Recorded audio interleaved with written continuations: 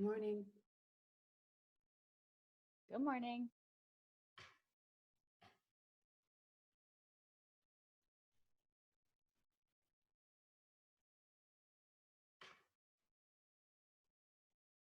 Cassie, can you hear me? Constance, I can hear you, but I can't hear the professor or anybody else. Neither can I.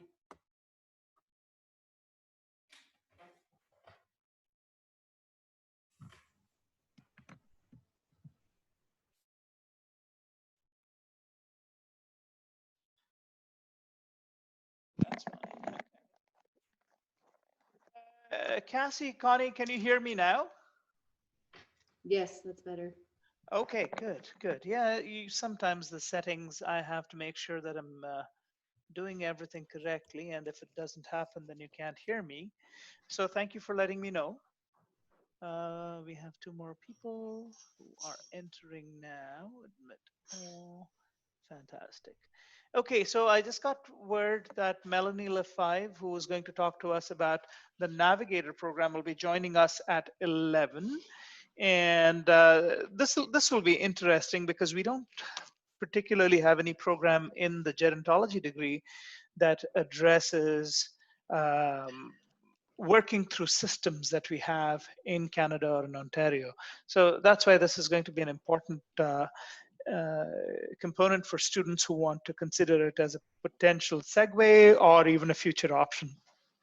It is a graduate diploma. Okay, so let's get back on to our lecture. Um, I think we answered on what basis does a researcher choose research design. I think we did that last time. We're at 13? Thank you, Marianne. Marianne says we are at 13. Okay, so number 13. Name the problem that occurs when a researcher asks a question on a survey and everyone provides the same answer. Why is it a problem?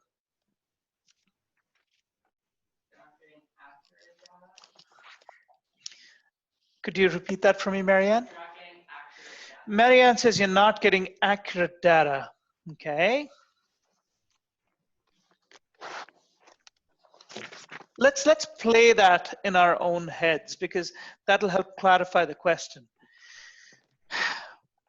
Let's say you have 15 students in gerontology, okay, who are in class, and you ask all of them that you put a question in the survey asking for their perception about does ageism exist in our society? Okay, what do you think each one of them will answer? Yes. Yes, right? Everyone will answer yes. What's the So Marianne is saying maybe the question isn't specific enough. Sure, it isn't specific enough. That is one problem. If everyone gives you the same answer, it's not specific enough. What's Is the it a other? problem? Is it a problem with the sample? Is it not diverse enough? Um, okay, let's assume that's a possibility, but let's assume you may or may not have diverse samples, and that's going to be covered in today's lecture. But let's assume you do have a diverse enough sample, or you're stuck with not having a diverse sample because I'm stuck with X number of Gero students that I have to do the experiment on. Okay.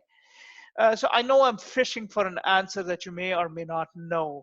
So I'm actually really fishing. So don't feel badly if you don't get to the answer. Go ahead, Jesse.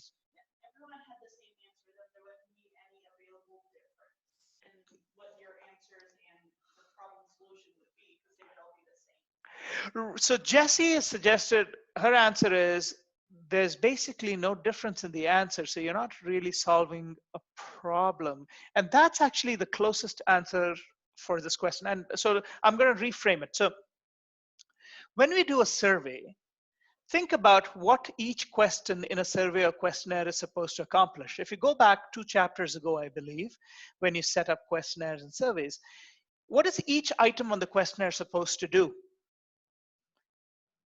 It's supposed to measure something, correct? So it's supposed to measure a variable of a particular concept.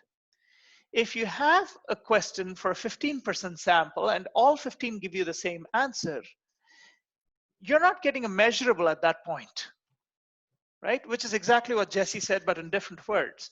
What's happening there is, so for example, if you ask 15 students of gerontology, is there ageism in our society and our culture? They're all going to say yes. So two things. One, that's a wasted question, right? Because you already know the answer. Or you know, you come up with the same answer. Second, it's not measuring anything.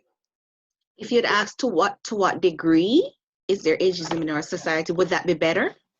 How would you answer that, Aretha? To what degree? Yeah, how if you asked a student that, if I asked you that question, to what degree does ageism exist in our society? How would you answer that? I'd probably look at areas like employment. No, you're asked a specific question. So to what degree? Yeah, so you have to be very careful when asking your question. Okay. The more vague the question, the more vague the answer. Okay, and I'm sorry, I'm not trying to put you on the spot here. Okay, that's not the objective. I realized that I had to make degree some kind of variable. That's when I realized, like, maybe not ask it that way.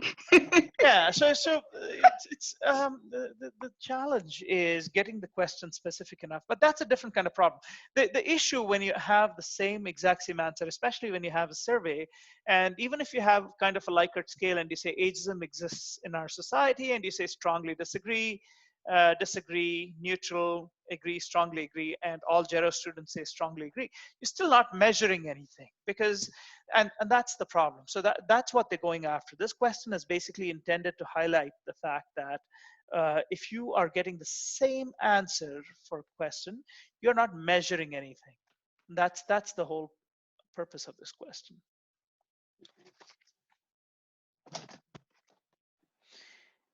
And remember, whenever you set up an interview, a structured interview, a semi-structured interview, a survey, the goal is that you're always measuring something. You can't have a useless question in there just to satisfy your own curiosity or just to fill in the space. No, each question actually has to measure something. And that's why you use the questions from an inventory of questions that you can get from a literature search, or if you have had to create all questions brand new, you run them by people, you test run the questions, just to make sure that you actually have each question measuring some aspect of that concept. Okay? All right. Compare and contrast the purpose of data collected for qualitative and quantitative research.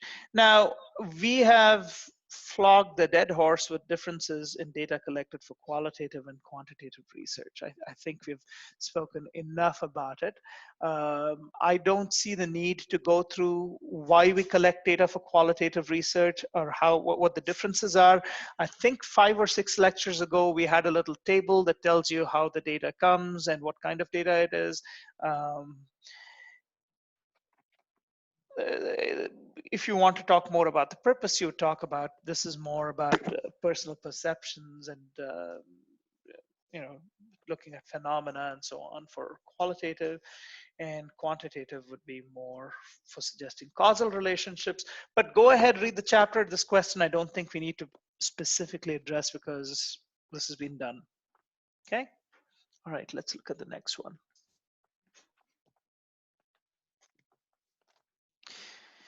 Why is it difficult to conduct experiments in social science research?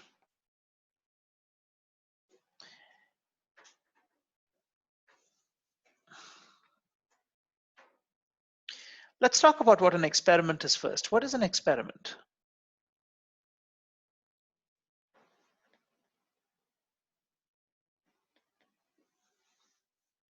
It's doing something you've never done before, not knowing for certain what the outcomes will be. Okay.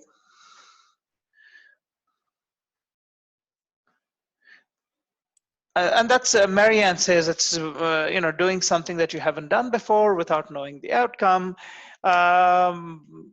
Perhaps maybe we can work on getting the language very specific to what, like using the words such as researcher, using the word intervention, and looking for a relationship between an independent and dependent variable, right? So if you want to specifically answer that in an experiment, what the researcher does is the researcher introduces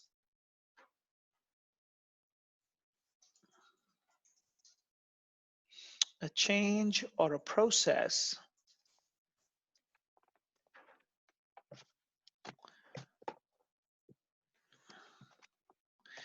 that essentially changes the relationship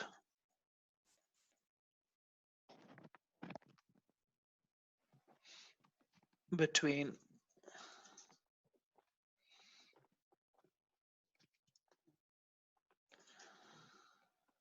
independent or dependent variable.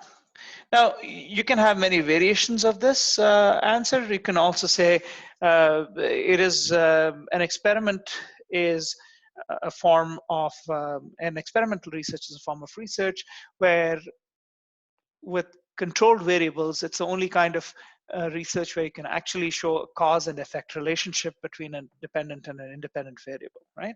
So a few different ways to explain an experiment. But as Marianne said, her answer is also correct. You do something and you can't predict the answer till the experiment is done. So a researcher introduces a change or a process that changes the relationship between the dependent and independent variable. That's A, perhaps B. The outcome of the change is not predictable. Now we'll go with Marianne's addition. The outcome may or may not be predictable, may or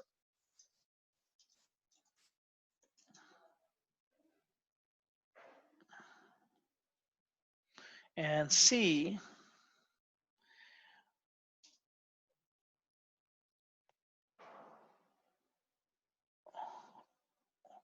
only type of research where causal relationship can be established. One causes the other, right?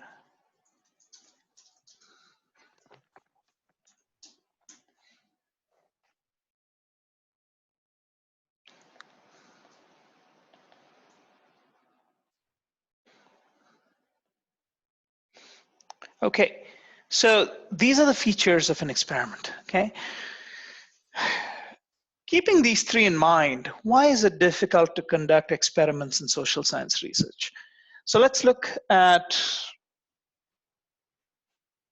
the three things. There are many things associated with an experiment, but primarily, basically what you have is if you have two groups, let's call the C control group and C control group, and you don't have an intervention and you measure before and after, you should really not see a significant change. And you have a test group or an experimental group where you do something and then you have a change, okay?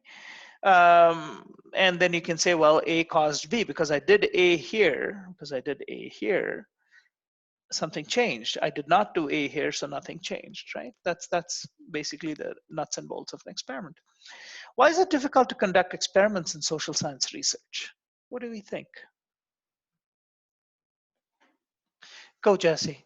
Social science is relative on human and society itself, and society and human behaviors are always changing. So that might be why it's difficult to conduct an experiment, because what is valid now may change in a couple of years based on society. So you are suggesting that it's difficult to conduct an experiment. So can you give me an example as to what you're thinking, Jesse? Jesse has a suggestion that because of how time changes and how people's perception change, an experiment might be difficult to conduct. Can you think of an example as to what? I'll give you a few minutes. We'll work with other people's feedback because yeah, I think you know what you're saying, but I don't know what you're saying just yet. So I think you have some idea in your mind. So we'll. One of the examples that I think of is, for an example, older people in relation to how they see people with tattoos or piercings. 10, 15 years ago, you know, people with tattoos or piercings had a bad reputation, but now because social norms have changed, they're a little bit more accepted. And you see, Mhm. like, my grandmother went and got a tattoo because she realized that society's changing. It's no longer a no-no to mark your skin. Right, and that's a change in perception. But what would your experiment be? Like, can you think of an experiment around this example that you've suggested that would make it difficult to conduct that experiment? Just, I mean, the only experiments really that work with social science, I don't know if it's just me, but it's more qualitative. It's more so I get that. So I'll give you a few minutes. Think of a concrete example. And again, this is not about putting anybody on the spot. This is for us to start to think more on these lines and get more comfortable with the idea of what an experiment might look like. So Jesse started off with an example talking about how tattoos and piercings are more acceptable today. I don't yet, I don't know of an experiment just yet, but perhaps we can keep that in the bank and think about it. But what are the basic challenges? One of the points that Jesse did suggest is you're working with people. So what's the inherent challenge there? Oh, I think I may have a text there, and we have a chat message. I can hear Connie, but not Krishnan. Sorry, Charlotte said we can't hear you. That was from a Hopefully long these. time ago. That was from the beginning of class. Okay, is it? Are we all good now? Yeah, I think we can all Yeah. hear you now.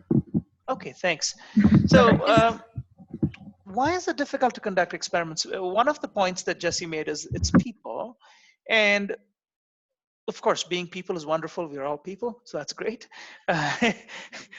But there's also a challenge when you experiment with people.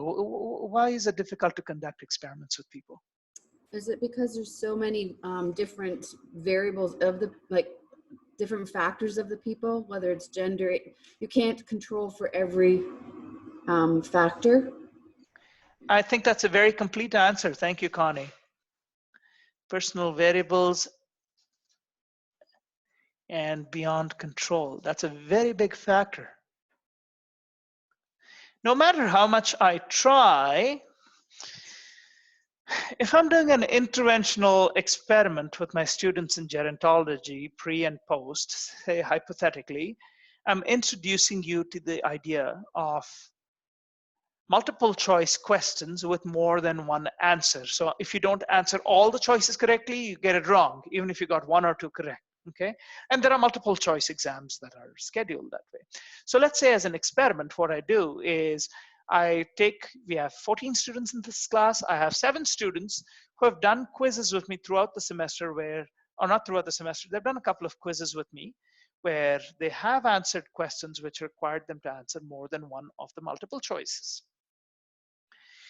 And so when I give them, so this would be my test sample. When they do their midterm and they have multiple choice questions where they have more than one answer, they are already thinking and their scores could potentially be higher. The second group, even though I tell them that you'll have to answer more than one question, they've never done this before. And when they're exposed to a midterm where there are multiple answers for a multiple choice question, then, and if they don't perform well, then it demonstrates essentially that previous exposure to this kind of testing made the students more able to answer. So, but at the same time, I may not have sorted the two groups out evenly enough or equally enough. So there might be the second group, even though they were not exposed, they were all brilliant students, and it didn't matter that they never did any of the practice tests, right? So this is the kind of challenge, because when we do experiments in the social sciences, you can't, just like Connie said, you can't sort for everything. You don't know all the background of your sample that you're working with. You don't know their personal capacities, their intellectual history, their academic history, and so on. So that is one of the biggest problems when we conduct experiments in social science. The other difficulty with social sciences is when you're working with people, there is an ethical requirement. We haven't done the ethics chapter yet. But one of the challenges to conducting experiments in the social sciences is you're working with people, but to participate in a research project, you have to give them information about the project. and then get their consent. So if you're going to do an experiment on people, right, you have to get their consent. And the challenge is, if you give them too much information, then you may compromise your experiment, right? So for example, if you're going to tell a whole bunch of people, I want to see how people respond to a sudden situation. So you have a bush, you have somebody hide in a very scary costume behind the bush, and as people walk by, they jump up and go, boo, you know. So you want to see how many people get a response, and beginning of the day, somewhere along the line, you'd mention to them, well, someday today there'll be a social experiment where somebody will jump. You don't tell them what happens, but if you, there's going to be, somebody's going to jump out from behind the bush. Now, if you told them exactly that, people are expecting that all day and nobody cares when that happens. Then you've compromised the experiment, right? But if you don't tell them anything, is that okay? What happens if somebody has a heart attack or faints, or, you scare someone? So there are challenges, ethical challenges with not, where you have to disclose but not compromise the experiment. Now keep in mind, so despite me giving you this example, I want you to understand and recognize that you are allowed to not disclose information in social science research while working with people if it's not going to cause any damage to the participants or to the researcher, and if revealing that part of your experiment is going to compromise a study, then you can't reveal that anyway. Usually ethics boards will allow you to do that.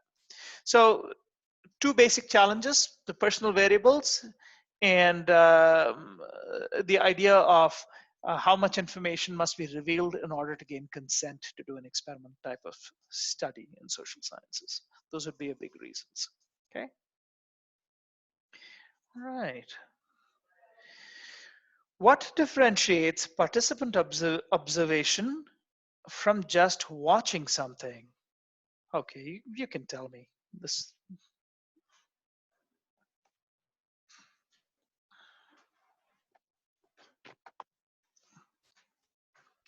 Recording your findings. Well, you have to report your finding, which you don't do in just watching someone. The researcher is immersing themselves in the individual's lives. No, that's participator. If we're just, what differentiates participant observation? Don't understand the question. Actually, the last person that spoke was kind of right, because you are involved to a certain degree in the observation. Just watching means like you sit in Tim Hortons and you just observe people's behavior, going in, purchasing, interacting, sitting down, disposing of the garbage and leave. You're just literally observing. While I guess participating, you can kind of direct the certain questions. Maybe you're looking for specific things now. Okay, winner chicken dinner. Well done, Aretha. Just watching without any specified goals, okay, versus observing with intent and observing for certain changes, certain behaviors, or things that form, and we've spoken about these examples before, being a participant observer at a rock concert.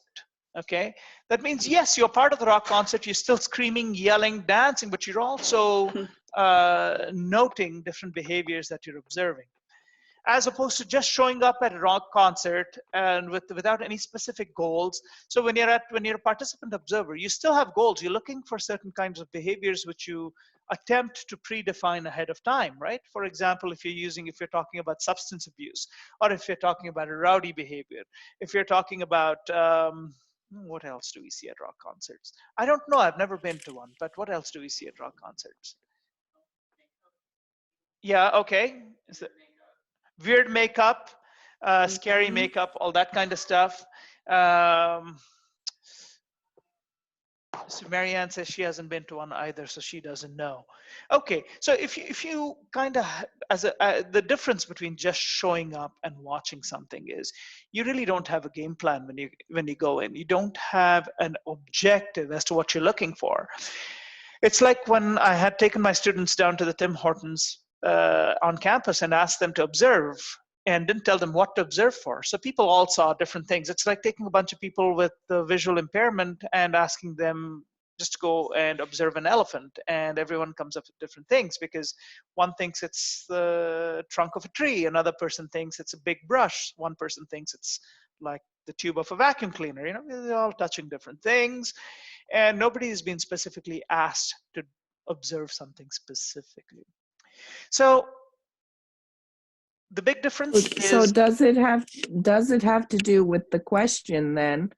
Because if you don't have a question, you won't be looking for specifics.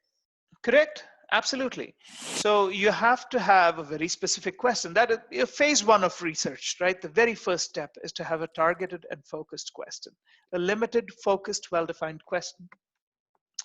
Just watching something, you're not required to have anything, right? You don't have to have anything there. But when you go into participant observation, you actually have to have a question. You have to define what you're looking for, which means you have to define your concept and the variable that defines that concept. So what are the variables you're going to look for? What are the things that change? Okay, you're going to have to, if you're doing quantitative stuff, so you're just looking for number of drug abuse scenarios, number of people with over-the-top makeup. They have a participant. Okay. So if you define all of those, sorry, I don't know why this got highlighted. So if you define, you don't define any variables when you're just watching something. When you go in as participant observation is when you're part of the scenario. You're still defining variables and you're going with very specific goals. Okay. So that's the big difference between participant observation. Non-participant observation is when you're not a participant and you're still watching something. Perhaps you're watching security feed of a prison or security feed within a long-term care home looking for behaviors. You're not an actual participant, you're just observing. Even in that situation, you're still defining variables. You have a very specific question. You define your variables. You have a measuring instrument, which in this case might be a piece of paper with a table on it while you're documenting different things, and so on. Okay. So the difference between a participant observer and a non-participant observer, would the participant observer be interacting with the person who's being observed, or would they? I'm sorry. And the participant would interact at some points, and the person who's just observing is like a fly on the wall. So they could be asking questions, because but a non-participant observer would not get involved in any way. No, they're like a shadow, like a ghost. They're just looking on. But the participant may do some amount of interaction because they have variables, defined variables, right? So they have to keep the observation or whatever.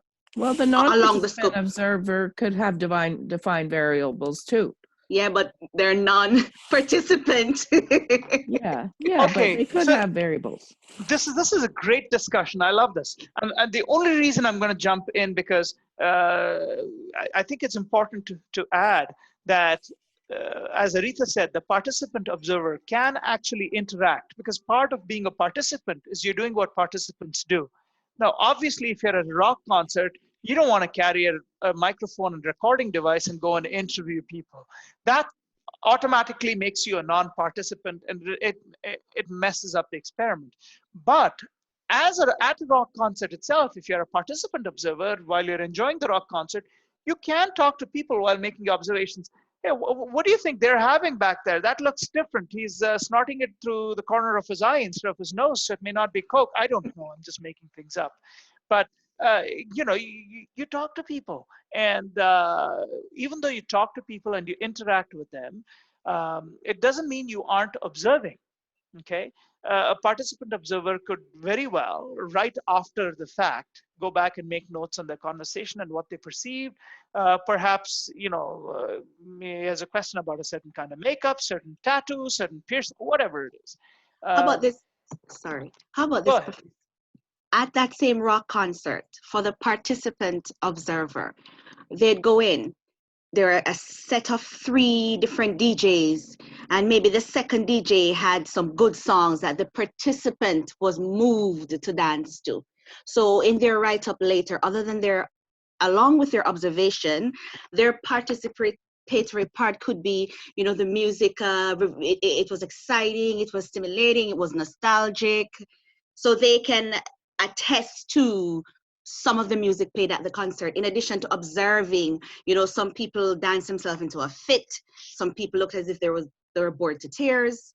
So they're observing as well, but participating, they're engaging in what it is to be at the rock concert. 100%. And that's so when you look at, I believe it's in chapter 4 or 5. I don't remember the exact chapter, but there is a whole section on observation and as a means of collecting data in qualitative research.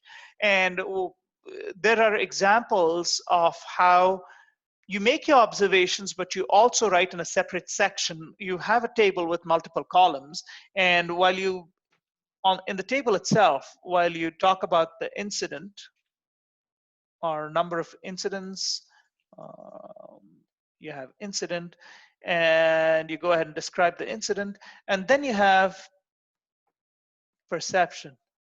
That means your own personal feeling. So when you're talking about, say, music that you enjoy, you can definitely make a note that I saw people who were bored, people who were distracted, people who started talking to each other or looking at their phone, and then you can write, I personally thought the music was very exciting, or whatever it is, your own personal perceptions. And participant observation allows you to experience that. Now, as a non-participant observer, sometimes you don't have a choice. So for example, if you are looking at cafeteria behavior in a long-term care home and you're not 75 years or older and you're not admitted into a long-term care facility, it is unlikely that you can engage in participant observation. I would say there is no chance. You almost absolutely have to engage in non-participant observation. Okay? Yeah. All right. Let's move on to sampling.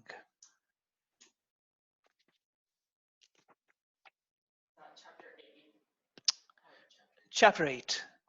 This is chapter 8.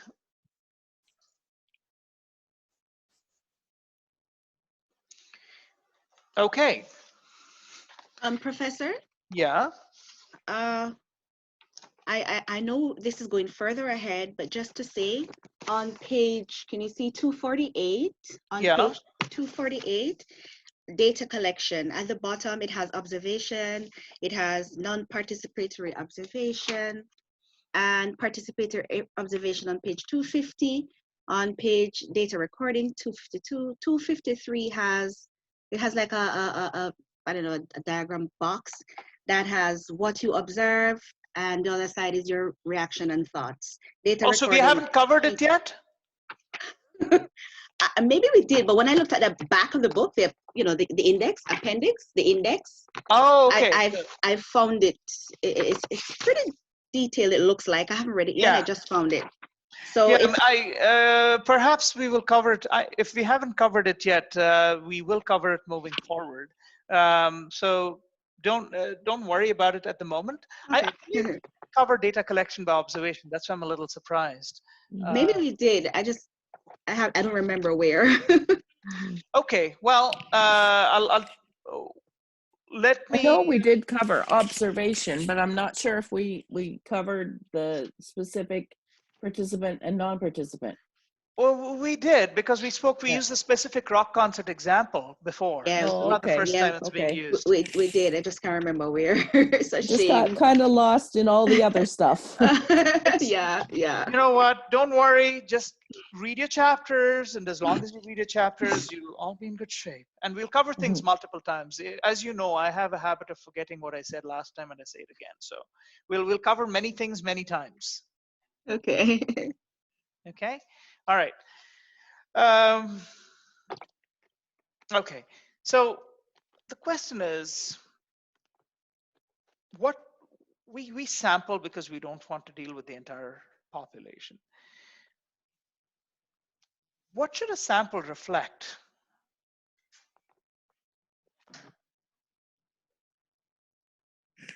It should reflect the population or demographics we are seeking to address a question regarding.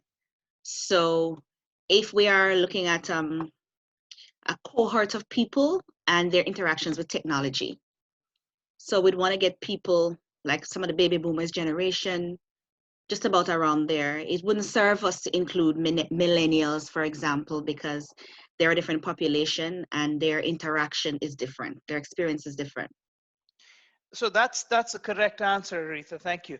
So a sample should reflect the population that we wish to understand or study. Okay, it's very important to know that. A lot of because when we think about sampling, and in our preliminary courses, for example, if any of you took the stats course, there is a lot of emphasis put on random sampling. Okay, and while random sampling is the best method of sampling for certain types of questions, for certain types of questions, random sampling is absolutely useless. Let me give you an example. How do older Italians in Sudbury feel about their grandchildren not knowing Italian? Is there a point in randomly sampling the population in Sudbury for this? No, you want to sample the Italian population. Exactly, exactly. So automatically, you know that the answer means you cannot have a random sampling of Sudbury's population. You could have random sampling within the Italian population and within the Italian population who are grandparents. Not everybody is a grandparent. Some people are too young to be grandparents. Some people are old enough to be grandparents, but they may not have grandchildren, right? So you're getting more and more specific. You can randomize within that very specific cohort. Also, though, if you're looking at the difference between older people and younger people, you would want to have the sample reflect the percentages of the total. Like if you know, if the total of the total population in Sudbury, 25% are over 65, you would want your sample to reflect 25% over 65 or somewhere nearabouts. Okay, that's a yes and no, I will say, Samantha, and we'll go over Okay. that a little more. There are types of samplings which are called quota samplings, and accidental sampling, which allow you to make legitimate inferences without having proportionality. Okay. And so that's part of this chapter, because oftentimes we don't have the luxury of taking a proportional representation. So that becomes a little bit of a challenge, but we will talk about those situations and when that data will be valid. Okay. The more important question is sampling always required?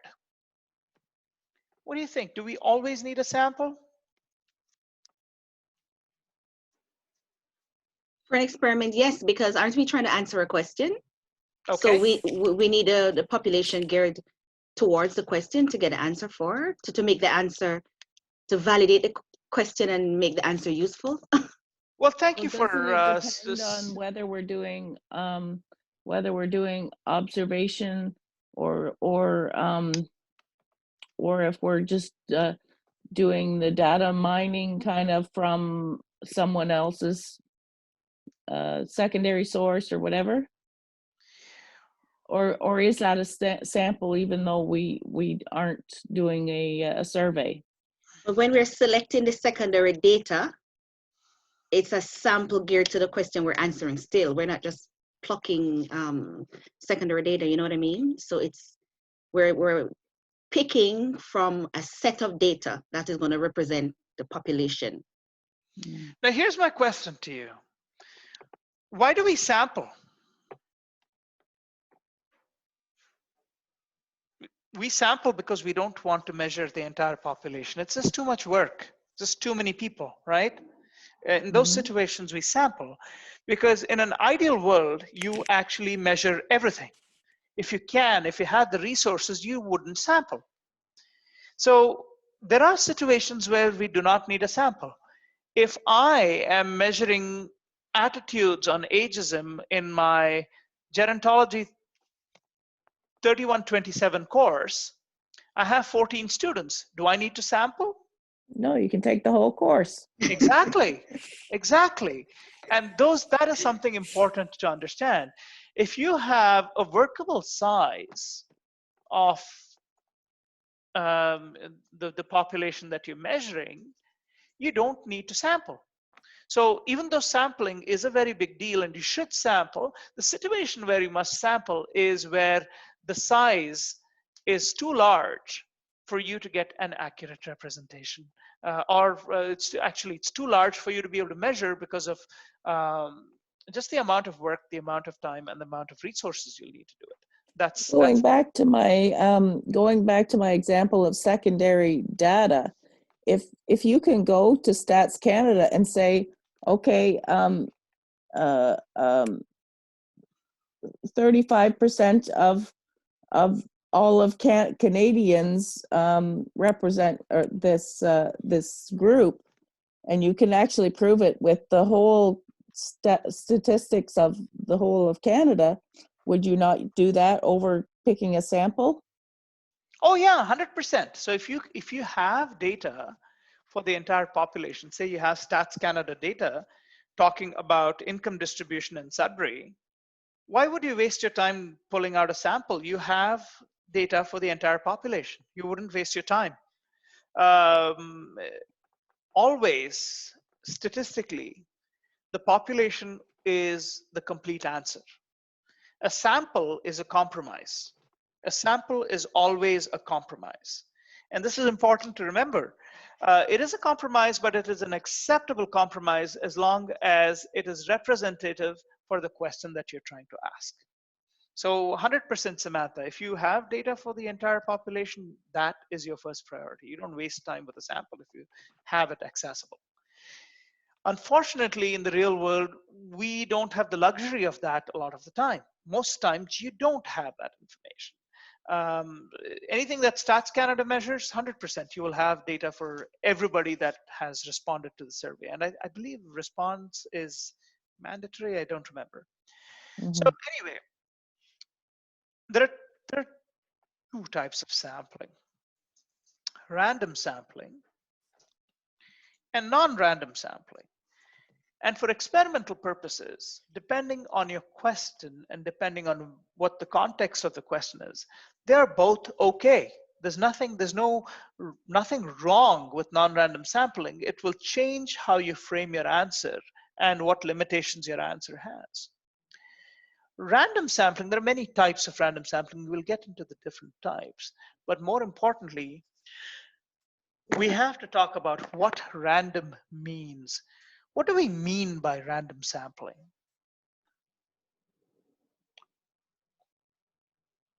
What is a random act? You're not choosing your sample. So you could be just picking every fourth person rather than saying, okay, you meet this criteria, and this criteria, so come be part of our sample. Great answers. Every fourth person, choosing from a hat. It's not planned or coordinated? Not planned or coordinated. Great responses. So everybody has a pretty good idea of what random sampling is all about, right? A random sampling essentially means no bias to the sampling, right?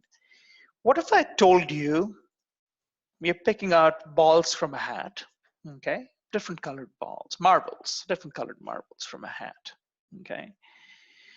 What if there are some marbles in there that are goopy, icky, and sticky, okay? What if there are some marbles that feels nice to the touch, okay? Are we going to still say that people will pick out random samples? Is it likely that people will drop some of the marbles back and just pick up the ones that feel nicer? Yeah, it's gonna be non-random because I'm not gonna pick up the icky, sticky, gooey ones. Right. They're not random anymore, right? So let's say on a similar note, you have 10 coins. I give you 10 coins, okay? And you're tossing for heads and tails on the coins. But I've given you those 10 coins, okay, so that you get a random assortment of heads and tails as you flip each of those coins. But each of those coins is weighted towards the head side, okay, or some are weighted towards the head, some are weighted. So Marianne is saying not random anymore, but so random becomes a tricky concept because in real life, there are always biases. So if you are the researcher and you have 10 coins and you don't know that some of them are weighted heavily towards the heads and some of them are weighted heavily towards the tail side, it is still random to you. The coins have their own bias, but because you don't know what the bias is, it is still random to you. And this is something very important to understand. When we pick random samples, even when we pick samples that we think are totally random, they come with inherent biases. For example, if we were to pick 20 people in Sudbury, or we were to pick 200 people from the phone book in Sudbury and ask them if they like Italian food. This is done totally random. I close my eyes, I open a page, I close my eyes, I put my finger down, whosever name comes up, I phone their number, weird crank call, whatever, but I tell them, okay, you have a free food, you have a free meal at, what's the Italian place that we like? At Luigi's. Come over to Luigi's, you have a free meal, at such and such date. Or you can ask them very quickly, do you have time for a survey? Do you like Italian food? And lo and behold, even though you didn't know any of those people, you find out that Italian food is extremely popular in Sudbury. Now, if you know Sudbury's background, that Sudbury has a very large Italian population, Italian Canadian population, then your sampling itself will no longer be unbiased or random. But if you didn't know and you polled people, or you specifically picked people to avoid that bias. So if you had an Italian name, you made sure that you opened the phone book again and touched on another name which did not sound Italian, and then you did the poll. It's random, but it's biased against the Italian population and so on. But anyway, so the problem is, as long as you don't know the bias itself, it is still random. If you know the bias, if the researcher knows the bias while doing the experiment, it's no longer random. So that's the trick to random sampling. Oftentimes what happens is we don't have the luxury of random sampling, or random sampling doesn't even address the question that we wish to answer. For example, if you wanted to ask the question about how do women feel about more women in universities compared to men picking up university degrees. So if you were to, that question automatically makes it non-random because you're going to poll women. You're going to poll women who may or may not have an opinion about university degrees. So or if you poll, say, gerontology students, asking them about a career in aging-related services, it becomes non-random because you're choosing the sample, you're picking who you're going to ask the questions to, and so on. So even though they are very broad terms, non-random sampling and random sampling, there are many types of random and non-random sampling.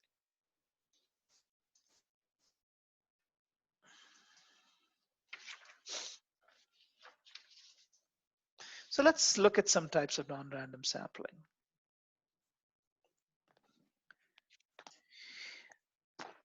One type of non-random sampling is called accidental sampling.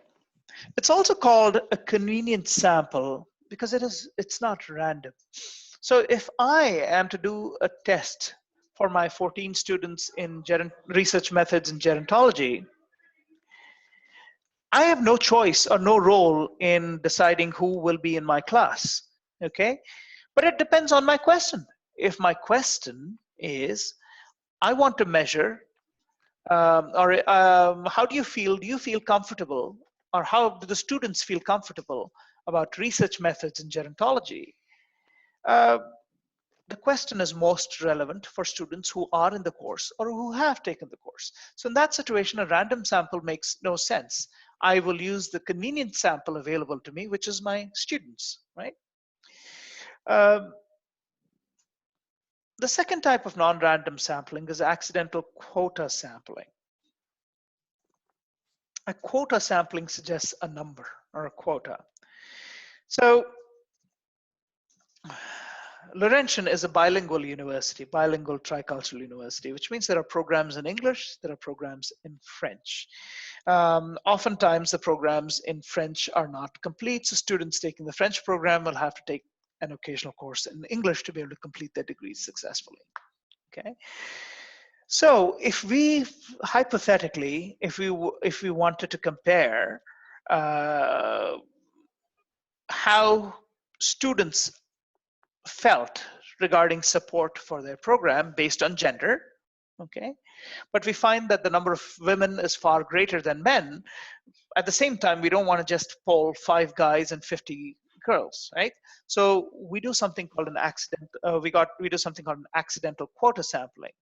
The fact that the students are here at Laurentian is accidental in the sense that, of course, they've made a deliberate choice to be here, but I haven't picked the sample. So I pick 10 men and 10 women, and then we go through a bunch of questions in a questionnaire to find out whether they're being sufficiently supported in their French language degree pursuit, okay? The reason we pick a quota is to have the sample sizes comparable. Is it representative of the population of males versus female? Absolutely not.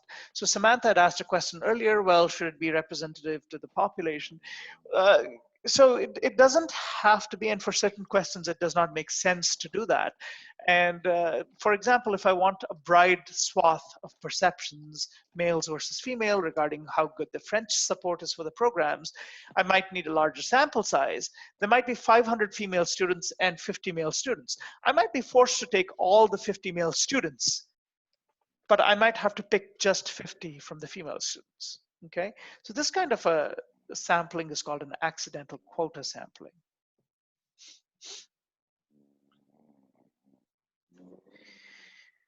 Another type of non-random sampling is called purposive sampling.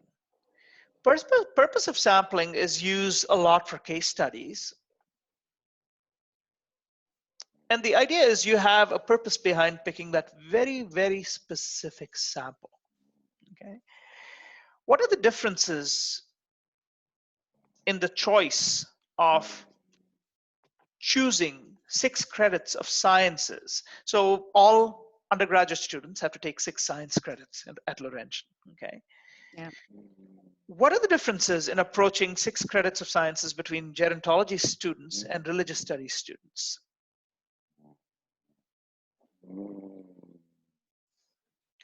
It's a very purposive sample, okay? There's really no need for me to pick up a random sample.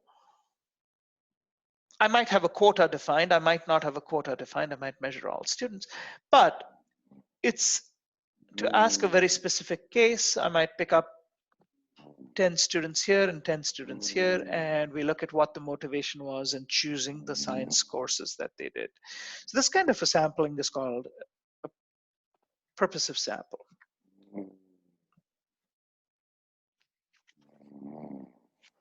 Because chances are the gerontology students may pick the science courses that are closer related to their field.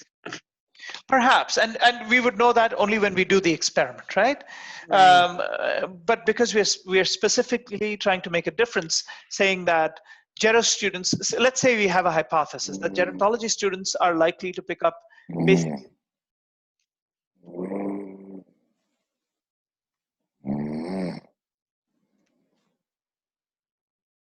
Somebody sleeping? No, my breathing is Okay. a little Okay. raspy sometimes. All right. Okay, Sorry, I can put it on lock. no problem. It was hopefully you're not in too much discomfort. No, I'm okay. I think you can hear my voice is a little gravelly, but other than that, it's okay. Okay. All right. All right. So purpose of sampling anyway. So, you know, we might have the hypothesis that gero students tend to pick courses that are closer to being biologically relevant because we do have some biologically oriented courses in gerontology, whereas religious studies courses, students might pick courses of a different nature or whatever it is. Okay. And to that end, purpose of sampling would be very useful. Snowball sampling is very interesting in the sense that oftentimes you aren't able to really pick a sample. So for example, let's ask the question, you're trying to connect with older adults who have had a prison sentence for a violent crime. Okay, and you're talking to them about social supports available to you. So let's say, oh,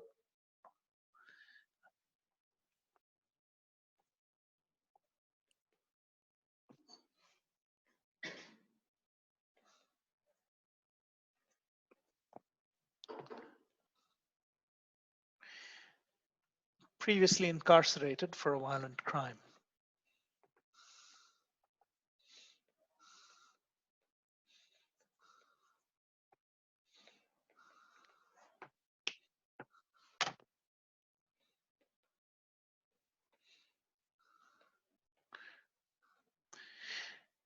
Now, think about the challenges that you would have finding such people to get a perception of the support system. Say you have to find 10 people in order to conduct your experiment to talk about how society is not supporting them adequately, or if you think society is supporting them sufficiently. How hard is this going to be? What do you think? You'd have to get in touch with maybe like there's an office for parole officers or an agency like that, and then try to get contacts from them through them. Right, and you know, you might have 10 different names and you might just be able to talk to one person, right? Maybe 90% of them will say, I don't want to talk to you. More likely, yes. Okay, so this is where snowball sampling comes into the picture. So what happens in snowball sampling is you somehow get lucky with speaking to one person. Okay, you interview the one person and then you ask this one person, would you be able to convince a friend or somebody you know from your previous background to talk to me? Right? So then they communicate or they give you the contact information to this next person who you're able to meet. And then this next person leads you to a second person, or each person gives you two contacts and so on. So you can see how it's a snowball because you start with one person.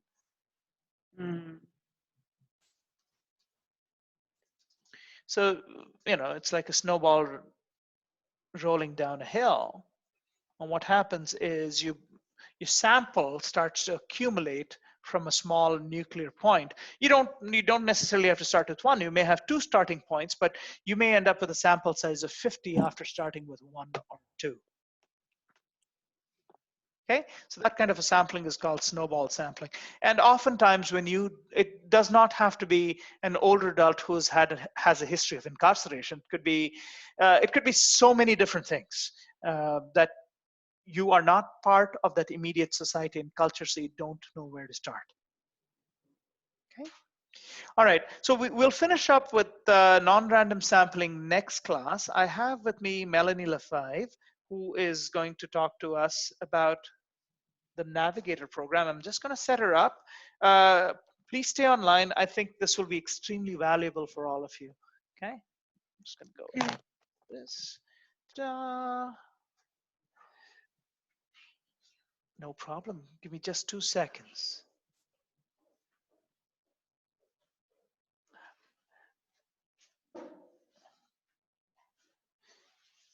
Okay.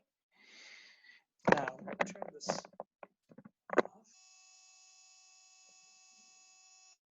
Plug in this microphone for you so you're able to walk and talk if you want.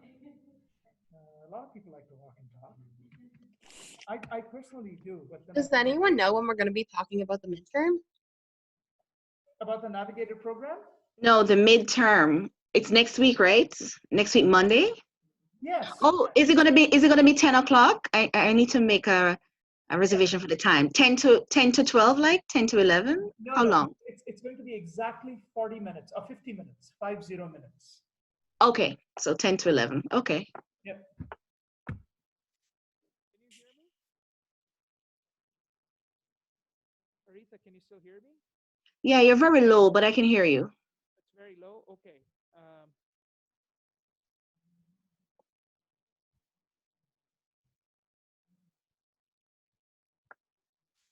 Is this any better? It's just still low. Still low. Okay. When you responded about the length of time for the midterm, you were much higher, more Okay. normal. We'll try a couple different things. Can you hear me okay? I hear you. You're low, but I can hear you. Okay. It's very quiet. Right. See? Oh, for you, it's very quiet. Oh.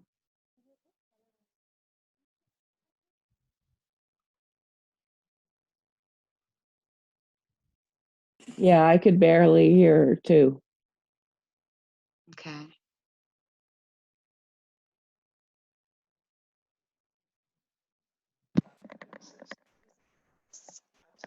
Can you hear me okay now? Right.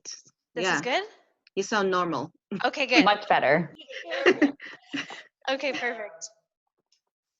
So this is the share. I'm just going to do one finger Okay.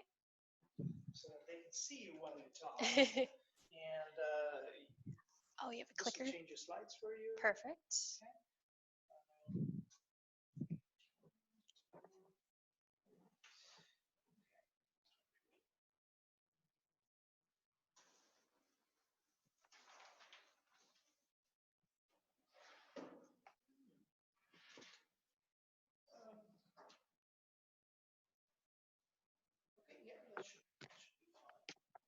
Yeah? Okay. Perfect. All right. All right, so thank you so much for having us today. So I'm here to talk about a graduate certificate option that you might be interested come September 2020. So it's in Community and Health Services Navigation, and it's possible to be done fully online in just 9 months. So the agenda, short and sweet, we will introduce ourselves, then I'll tell you about the program, we'll let you know how to apply, and then if you have any questions, you can let me know. So this is me, I'm Melanie Lefebvre, and I am the program coordinator and a professor within the program. I graduated from Laurentian University back in 2007. I took psychology here, and initially I was going to get my master's in psychology, but I ended up getting hired at Canadian Mental Health Association after my last exam, and I ended up working there for 11 years. And so then that transitioned into working part-time at Cambrian, and then in 2018 I became the coordinator for this new program, and I'm currently in my final year doing my master's in education through Memorial University. And then this is Sam. Hi. I'll try to speak into this. Oh, so right. You can hear me, so. Just one of these. Hi, good morning. So my name's Sam Puckett. I am one of the recruitment officers at Cambrian College. I'm just here with Melanie today to kind of give you some information on how to apply, some of the benefits of a graduate certificate option, and also other ways that you could come check out the campus and speak to Melanie a little bit more about our program. I'll be honest, I've done a couple of these with Melanie right now. Before then, I really didn't know what this program entailed, but listening to the benefits of what this program is able to offer, it seems very, very interesting, and it's kind of giving me some second thoughts on maybe taking it as well too. So it seems like a great option and a great opportunity to increase your education after you've completed your degree. So I'm just here to answer any questions you might have more on the how to apply side and everything else, bursary side and stuff like that. Whereas Melanie is the brains behind her really great program. So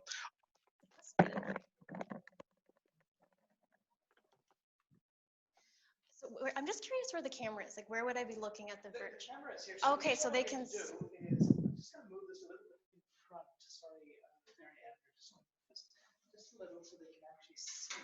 Are you guys Or if able? you want to step like one step more. That's perfect. I'm just going to tell you from here. Okay. One second. I just want to make sure you're visible. We were just a little bit behind. And now you're perfect, Melanie. Yeah? That's perfect. If This you is wanna good? stand there, Okay. That's fantastic. Awesome. Okay. So, oh, hello everyone. That's exciting. I can see you guys now. So there's a lot of different types of navigation in case you're not familiar with the term. So you can navigate within the healthcare setting. Okay, so you can navigate within the healthcare setting, mental health and addictions, as well as the developmental sector, law and justice, even educational institutions. So there's a lot of different possibilities, and I'm going to show you some examples. So with the changes to Ontario's healthcare system, Ontario Health, the transition to Ontario Health, there is going to hopefully be a lot of opportunities for navigators. The hope is that there'll eventually actually be navigators available 24/7. So they can hopefully help to unclog some of those emergency room wait times and the hallway medicine that's happening, where you'd have a navigator you could actually contact, ask your questions to, so that hopefully you wouldn't have to go to the emergency department. There's also, with regards to Sudbury, the City of Lakes Family Health Team, they recently hired a navigator so that if the doctor is meeting with somebody and they realize that maybe there's other issues that they don't have the time to help them with, they can refer them to the navigator, and then the navigator meets with them and they're able to do a needs assessment and then refer accordingly. So if they have financial issues, they're in poverty, this is an opportunity for the navigator to help support them, so the doctor can focus on the medical needs and then the navigator can focus on the other areas that the person requires support with. And then at Health Sciences North in Sudbury, I think it was in September that they hired a mental health and addictions navigator. So in the emergency room, if you are going to emergency for a mental health crisis, it can be really stressful and really overwhelming. So they have a navigator who can actually meet with you, help you understand the process, help you just know what to expect and be there with you while you're waiting to see a doctor, which can take a really long time. So these are just a few examples of possibilities within the navigation field. So program delivery, we offer the program in high flex. So this means that it is extremely flexible. You can do the program fully on campus. You can also do it synchronously like some students are today. And you can also do it asynchronously. So synchronously would be just like we see today. You've got the students who are joining in real time during class. They can interact in real time. Asynchronously would be when you are viewing the class material after the fact. So all classes are recorded, and I'm very mindful of things like breaks, like we're not recording the breaks, so the material is as relevant as possible to you. And you can switch from those at your leisure. So if one day you feel like coming on campus, you can, the next you don't need to let me know. It's really at your discretion based on your unique schedule. And so this lets you do things like work and live really anywhere in Ontario while doing the program. So eligibility criteria, you just need a degree or diploma. If you don't have your degree just yet, that's totally okay. You can still apply. It would just be noted your degree will be coming in April. The other thing about applications, which maybe, well, I'll speak to a little later, but just a quick tip, you don't actually have to do all of the work history that they're going to ask you for when you apply, but Sam can speak to that a little later. And then other than the degree or diploma, you just need to, if you're an international student and your first language is not English, you'll have to do an English proficiency test. But other than that, the main criteria is a degree or diploma. As for program content, I like to have a lot of guest speakers because part of being a navigator is knowing how to network, knowing who to refer for what, having connections, because systems are really complicated. So the more contacts we have, the easier it's going to be for us to help clients who are possibly struggling with figuring things out in a very complex system. So I have guest speakers both locally and provincially. I've had Sunnybrook Hospital, Health Quality Ontario join us synchronously. So you start to really build your professional network. And then as for the simulations and role plays, I really try to do a lot of practical assignments. So we're doing a lot of practice. And even though you're either a synchronous or asynchronous student, that's totally fine. You're still going to be involved. We just have creative workarounds. So for example, if you're an asynchronous student and we're practicing maybe doing some sort of assessment or care plan, what we would do is we would schedule time based on your unique schedule, and I'd work with you one-on-one in real time, and I would play the role of the client, you'd be the navigator, and I'd be able to give you feedback. So I really try to customize it to your needs, and then if you're part of the class synchronously or on campus, then of course you'll get that practice during class time. So then the other fun benefit of the program is that you can be certified in a bunch of different certifications that employers are looking for. So I am a trainer in Safe Talk, so that's about suicide alertness. And the nice thing about these trainings as a student is they're much cheaper than when you're not a student. The other one that I'm trained in is nonviolent crisis intervention. So those are strategies to de-escalate a potentially dangerous situation. And then you also get certified in applied suicide intervention skills training, as well as mental health first aid. So these are optional, you don't have to, but they are available to you if you choose to, and then they're worked into the curriculum wherever possible. So these are just some nice bonuses that'll help to boost your resume for the workforce. And then for you in gerontology, we have a great advantage for you because we recently created an articulation agreement. So this means that you can do this program without having to do all the courses, because they were examined to see, okay, what have you learned in this program and what do you not need to take in my program because you've already covered it. So you'll notice on this slide, I've X'd out a bunch of options. So the communication, that one is the interpersonal communication class. Social determinants of health, you would not have to take those. So right away in semester 1, you would only be taking 4 courses instead of 6. And then in semester 2, you would be taking 3 courses instead of 5. So that makes it even more flexible, especially if you're planning on working. It really lightens your load, and then you get to have this specialized certificate that will again help to enhance your employability. In the 3rd semester, it's only 6 weeks, so the program's 9 months. The 3rd semester starts in May for 6 weeks, and it's either a field placement or a workplace project. So if you're already working in a helping profession, it's possible that you can do a project in those 6 weeks and continue working while making some sort of project that complements your learning from the program, but also complements your work site.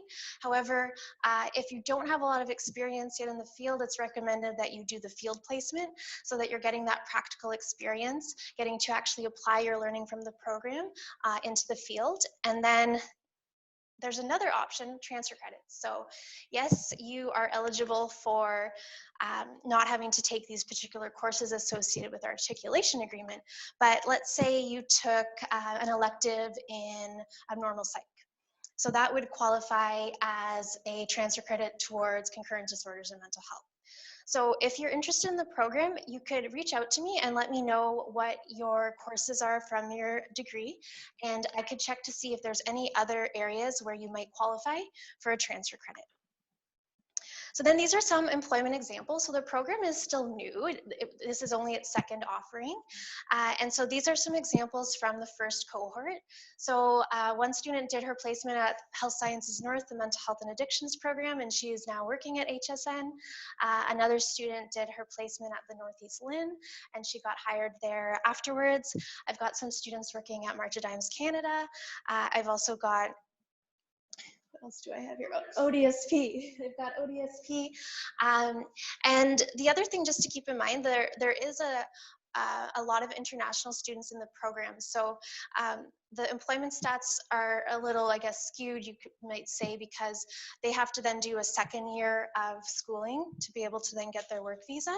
So I'm hoping that, once they get that, then we're going to start to see more employment from them. However, with that being said, I still am seeing international students getting some part-time work from this program, but these are full-time positions that I'm featuring here.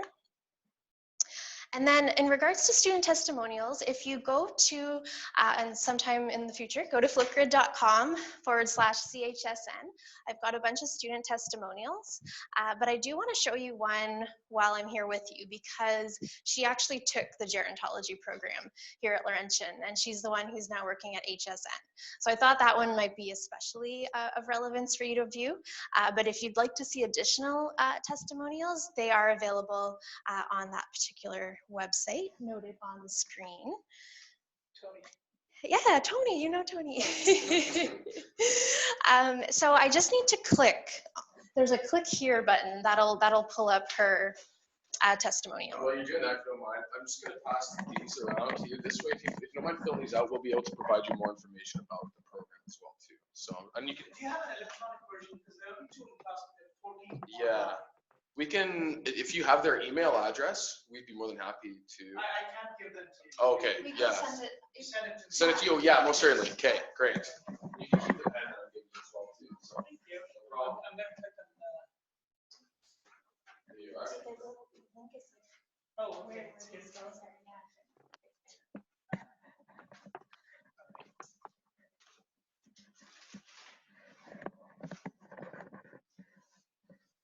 I'm having a little ballpoint thing on the pen, so you have to take that off. Hi, my name is Tony, and I'm a graduate from the gerontology program at Laurentian University.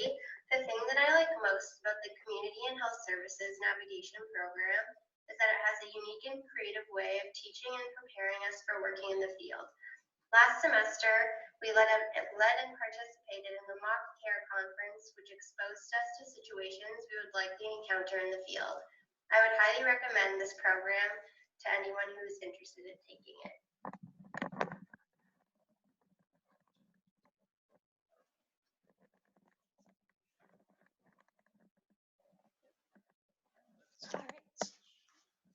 So that was Tony, and so that's just a great example of somebody from this exact program. But we didn't have the articulation agreement when she took it, and now we do. So you have an advantage if you're interested in this program. And so now Sam will talk a little bit about how to apply. Awesome. Thank you very much. So for application to this program, it's very easy, very straightforward. The application website is ontariocolleges.ca. Once you get onto that website, there's going to be a huge button that says apply now. You literally cannot miss it. It takes up about 85% of the page. You would click that button. I'm serious. It's like this, and the rest of the page is like this. So you really can't miss it once you do that. You click that apply now button, and then you would have to fill out a profile. It's almost the same as when you apply through UAC, when you apply to university. It's going to ask you for your name, address, phone number, email, all that kind of good stuff. There's going to be a section where it says education, and that is where you can add your university education there. Because it is a graduate certificate, you need to have proof that you have completed post-secondary in a certain way, minimum a diploma, but because you're going to be completing your degree, you'll be able to add that. So there's a section to add which school, so which universities you add Laurentian, and then you'd put in, I think it'll ask you for your student number and whatnot to send your transcripts over. Now, because you haven't graduated yet, if you're applying anytime before you've graduated, you're going to get what's called a conditional offer. That offer is basically just saying you have an offer until you finish your degree kind of thing, right? Just to prove that you've graduated. So right now, if you were to apply now, you'd get a conditional offer until you've graduated from your program, which is going to be in April, correct? Correct. Yeah, yeah, third year. Oh, okay, yeah. So some will, yeah. So for those who are graduating, yeah. So just to prove that you have that. And then that's pretty straightforward. There's gonna be a section, as Melanie said, where it says you can add work experience. I'm gonna tell you right now, you don't need to add that at all. It doesn't benefit because work experience is not necessary to get into the program. It just, some programs need that. Actually, only one of our programs need that, but you don't need to add anything. And some people find it more confusing than not. So like if you have a part-time job, you do not need to add that in there. So, and then once you've completed that, you'll be able to select your program. You would just type in the first kind of I usually just type in the first word of the program name and then go by school, and it'll show you all the listings for that. It's very, very straightforward for the application process, and there is still room in the program now for those of you who are graduating this year and are thinking of going to this program maybe for September. Right now, there's still room in the program, and if you're not graduating this year, waiting for next year, the program openings for 2021 are going to open up around October. So you'll be able to apply. It's very straightforward, and you can email either myself or Melanie, and then Melanie can forward your contact over to me. I've done probably over 1,000 college applications with potential students, so I know exactly, I've encountered all these problems. So it's very, very easy, very straightforward to make your application to this program. So. Excuse me, can you repeat the name when persons go online and they're gonna search the name? What's the name of the course? Navigation what? Community and Health Services Navigator. Okay. Yes. I had a lot of pressure to get that right. It's not, and you weren't completely right. It's actually navigation. Navigation, okay. Community and Health Services Navigation. Navigation, correct. Yes. Okay. Yes. Okay. So even when you're putting in the program information, you could literally just type in the word community, and then you'll be able to select from a drop-down menu of which college. So then you click Cambrian, and then it'll just show you. There's a couple of our programs that have the word community in it, but you're able to see Community and Health Services Navigation. So you don't have to type the program name completely, just typing in a little bit of it. So. Okay.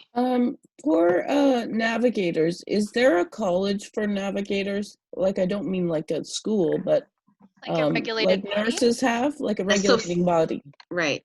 No, unfortunately, there's not, but that's something that I'm hoping to advocate to have change, because I do think there's definite value there. But with that being said, I think it's also really promising that a lot of students have been hired with this background, especially because some of the students, so for example, one of the students came from Laurentian with a science degree. So there wasn't a lot of practical experience in a helping relationship. But as a result of taking the graduate certificate, she's now working as the patient flow coordinator at HSN. So there is definitely, the community is recognizing the value in the program, and my hope is that eventually it does become regulated so that it'll be that much more valuable. Yeah, because I was talking to someone, well, where I do my practicum, and they said that when I get my gerontology degree, I should apply to a college because they don't really hire unless someone's in a college. So the example that I shared is as an example where even if you're not belonging to college, you can still. So Health Sciences North, HSN, that's our local hospital here, and so it's a pretty prestigious place to work. Biggest one in Northern Ontario. Yeah, biggest one in Northern Ontario, and so they've hired 2 students from our program, and neither of them have a regulated body that they're associated with. Okay. So that's promising. And then I think I just have one more slide potentially. Oh, just my contact information. So if you do want to reach out to me, my contact information is here. I've also shared an electronic copy of the infographic for the program. So that just gives you kind of a summary of everything that I've just shared. I'm super, super passionate about the program. So if you want to email me, set up a time to meet, or just communicate through email, I'm very, very open to that because it's still new. So I'm just so thankful that you're, welcome me to come today and to spread the word about this opportunity. Just got one last thing, Yeah. sorry. Yeah, for sure. So she's not lying. She is very passionate about her program. And another great thing, if you wanted to come check out the campus and talk to Melanie a little bit more, we have our spring open house. It's on Saturday, April 4th from 10 a.m. until 2 p.m. So if you have time that day, you can drop by. You can talk to Melanie. It's a really great way to get to see what we have and learn a little bit more, kind of see some of the classrooms and whatnot. There's also free food that day, which is my favorite part of the day. So, but yeah, no, I'm really proud of what she's able to do with her program. So, and if you have any questions, please feel free to drop by and maybe make an appointment with Melanie or come to the open house. A great way to get to see what we have. So I'm thankful that you guys asked some questions throughout, but now if you have any additional ones that you'd like to ask right now, we are available. Otherwise, you can connect through email or open house, as Sam mentioned. Melanie, any idea on what the cost of the course may be? Sam knows Pull this this. up right now, actually. So typically, oh, sorry. So typically the cost for this program will be close to, I think it was close to 4,000 or maybe more for the year. Sorry, I'm gonna pull it up. Give me 1 second. Okay. Sorry, I So- got it right here. Is that with the articulation agreement? Because course by course, you wouldn't be paying for those courses that Yes. you're getting credit for. So with that, if you do have the articulation agreements, it will be a little different. What I'm going to say right now reflects if you were to take the full program, but because you're getting some of the classes taken off, I can't tell you exactly what it's going to cost. It's going to be less than what I'm going to say, that's for sure.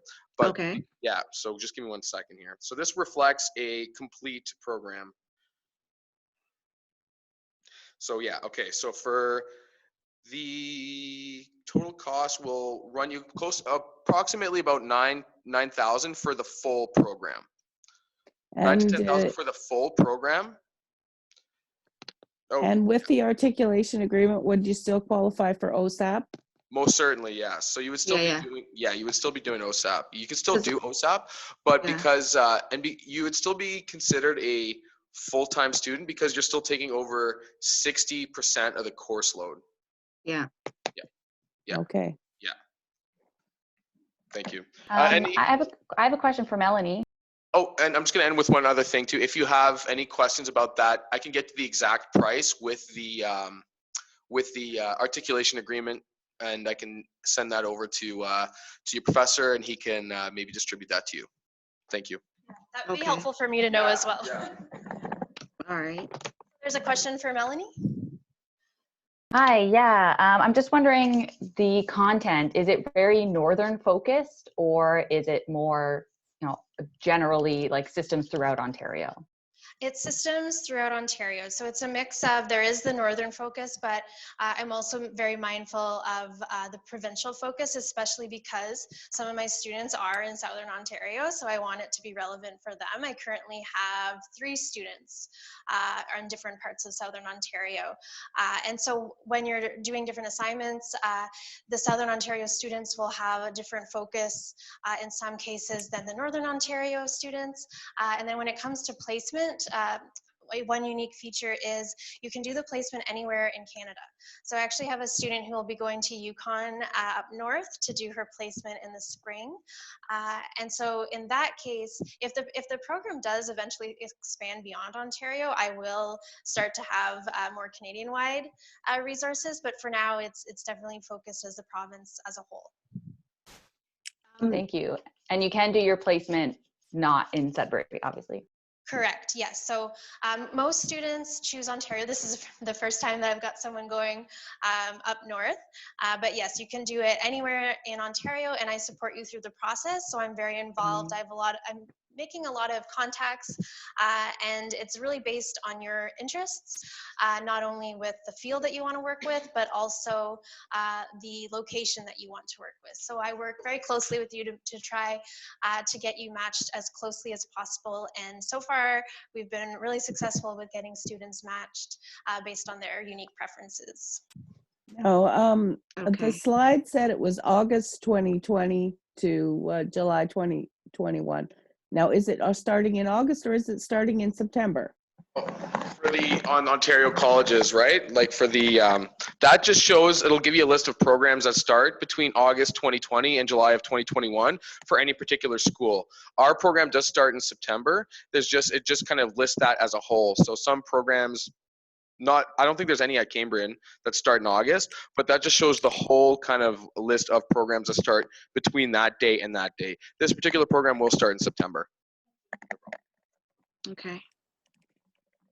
Yes, and this program will end the second week in June because I mentioned that the 3rd semester is quick. So the 3rd semester is just 6 weeks, starts in May, and then it ends for this particular year. It'll end Friday, June 12th. Do you have an idea of how much time for class, like homework and all of that, would you say? Yeah, like how much contact per week as well, right? Twice a week, 5 days a week.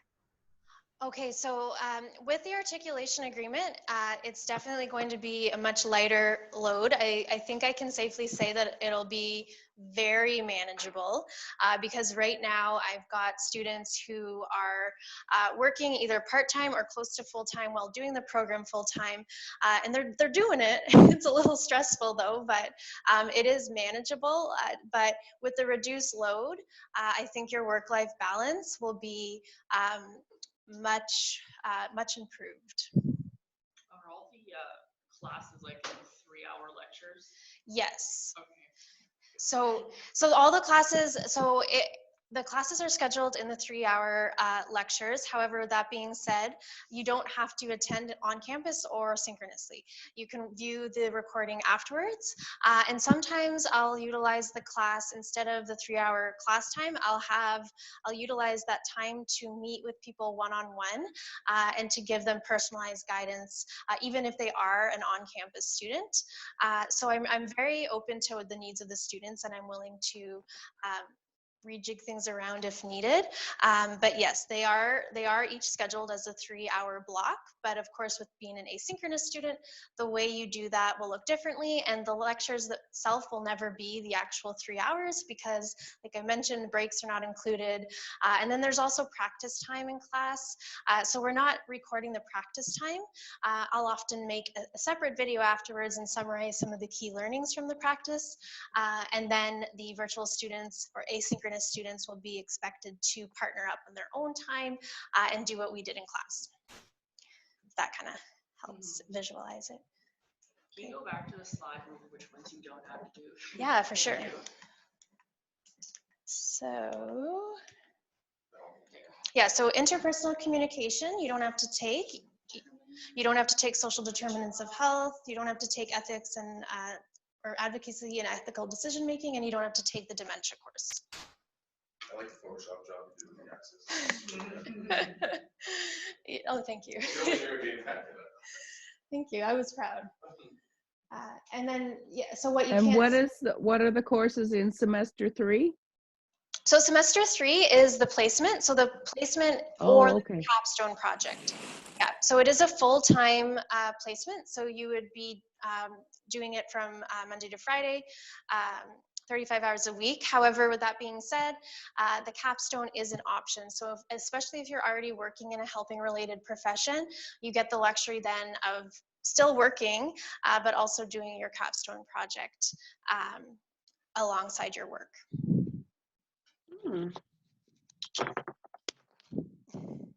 So where we're working could be Your place of placement. So as of right now, unfortunately, for the placement option, unfortunately, we're not able to accommodate that. But the capstone option, so I'll just back up for a second. So capstone option would be for people who not only are either working in a helping profession or who have a previous experience in the working profession. It's basically just to guarantee that, yes, I have had practice navigating or doing navigation related tasks. And so then if you have, your placement will be less frontline direct interaction with clients focused and more focused on a project related to navigation. So that's why if you're working and doing the capstone, you can continue working full time. However, if you're doing the placement as of now, the placement would have to be your full-time commitment. So if you've done placement already, like say college in a healthcare, and while pursuing the degree, you are working part-time in a healthcare facility, or you used to work in a healthcare facility, you would qualify for the capstone then? Very likely. So what I do is I would just have the student meet with me and tell me in detail about their experience and make some connections to the program. And as long as we both feel that, yes, you have had experience in relation to helping, then we can definitely allow you to do the capstone. And in the capstone, do you help with placement? So with the capstone, if you are working, then and if it qualifies to do it at your place of employment, so that would be arranged on your own. However, if you're not working, it'll be mostly done like at home in your free time. However, I do have the capstone students ask to find a field supervisor to just kind of give some feedback on their project that they're developing to make sure it's relevant. But I can definitely help with finding a supervisor for the capstone route as well. Okay, all right. This is actually the first cohort that we're doing the capstone. So the first round, nobody qualified. And that was because, I should back up too. It's not only that, it's not necessarily that you don't qualify, it also can be a student preference. So currently have a student who has her diploma in social service work, but she's choosing to do a placement. Even though she would qualify to not do a placement, she wants that extra practical experience.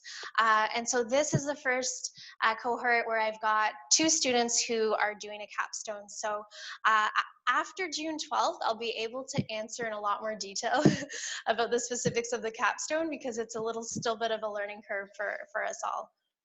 Okay, I asked because when I look online for masters and just browsing, I see where sometimes a requirement or an option involves capstone. So I'm just curious to know what capstone is. Yeah, and so capstone, just as an example, so one of the students who's planning to do a capstone this May, she's planning, because she's a nurse and she's been in the field for 17 years, and she's planning to make a guidebook for how to create your own private navigation business. So because of her experience and depth of experience, she's in a position where that would make sense for her to do. So she's going to be researching what that would look like. And then the other student is really interested in the Indigenous population, and she has noticed a gap in certain services and locating of services for Indigenous people. And so she plans to create a provincial-wide resource inventory specific to the Indigenous population. So those are 2 examples of their visions for capstone. Okay, thank you. You're welcome. For your Indigenous perspective class, like if you take like enough like specific Indigenous classes here, could you not have to take that class? Yes, so that would qualify for advanced standing. So I would just need to get, again, the course outlines, and then I would share them with the professor who teaches that particular course. And as long as, it could be that you've taken 2 to 3 courses, and those 2 to 3 courses are kind of like the equivalent of this one course. So that's something we can definitely look at as well. I've taken 1, but I mean, if I can take more and then not have to take that. Yeah, yeah, no, that's a good strategy for sure. Any other questions? I appreciate the enthusiasm. I hope to get to work with some of you in September 2020, as well as the future for those who are in 3rd year right now. And thank you again for hosting us. Thank you.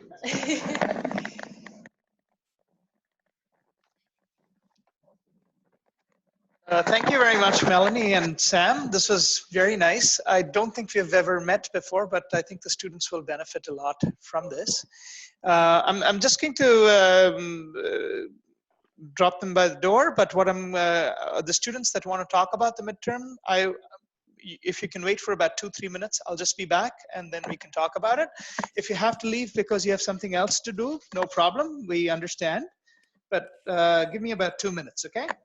Okay, we'll talk about it. Very much appreciated. Thank you. Thank you. Yeah, this is great. Did you guys So I actually have nothing really to do with the program. I'm just like a generalist with information about our school, and she's the brains behind the whole program. I'm just the talking head. I'm just here to compliment her on the program. So. Yeah. You're an EDU grad? Yes. What's your background? So I graduated honors being in psych. Okay. And yeah, I'm sort of like an honorary social worker, like an unofficial social worker, because of my practical experience. I basically am a social worker without. What a smart idea. I'm I can't take credit for the idea of the program. It was the Dean Brown, previous team, as well as different community partners who had this vision. And then I kind of brought a lot of that vision to life. Wonderful. It's still, I mean, you can have an idea, somebody has to execute, right? Right. So that's awesome. I'll share your slides if you don't mind with the students, and this thing also, this little poster. Yes, thank you. And if you didn't notice, you're all on tape. Yes, great. Totally. It was just part of my lecture. I record all my lectures, and it will be available to the students to view after whoever. I'm an aspiring actor, so this is great. Send it to the agency and they'll take it up. Next year when I have you over, we'll have more cameras. Yes, please. I'll bring my own production team and get something going. So yes, yeah, I love it. I love it. Hey, thank you so much. I really appreciate it. And thank you guys for coming around. And if you get any questions, email Melanie. So I actually got my cards too. So if you have any more questions about how to apply or something like that, or bursaries, anything, just send me an email. Okay. That are probably 4 or 5 4-year students. All the questions, very interesting questions are. Okay. Well, some 30-ish too. Yeah, some planning. Yes. No, this is, you know what, it's a very good program because we have a constantly changing landscape right now. Yeah. And our students will really adapt. That's what. Wonderful. Well, again, thank you for having us. Really appreciate it. Okay, take care, friends. Enjoy the rest of your day. We'll do this again next year. Yes, I love that. Okay. Okay, take care. Bye.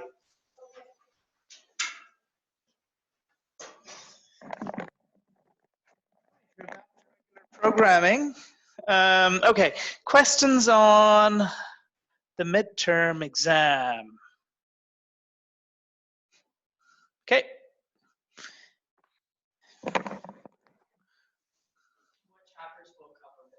Chapters 1 through 7. We will not be covering sampling on the midterm. Okay, no. You're almost done reading chapter 7. Okay, good. Then you're on target. Yep.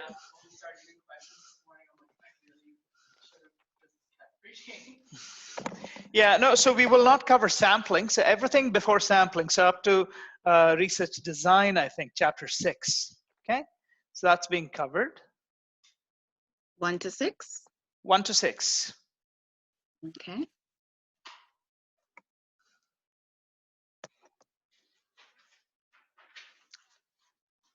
Anybody else have any questions? Are we going to be getting an outline or a review? No, because it's going to be, I think I pretty much gave you the questions that will come for the exam. So I don't think you need a review at this point. But here's what I'm going to tell you. You have a lot of questions in the question bank. The midterm will be completely multiple choice. So you don't have to worry about the true false questions. You don't have to worry about the short answer questions for this time. For the final exam, everything is fair game, okay? Make sure you know your multiple choices well.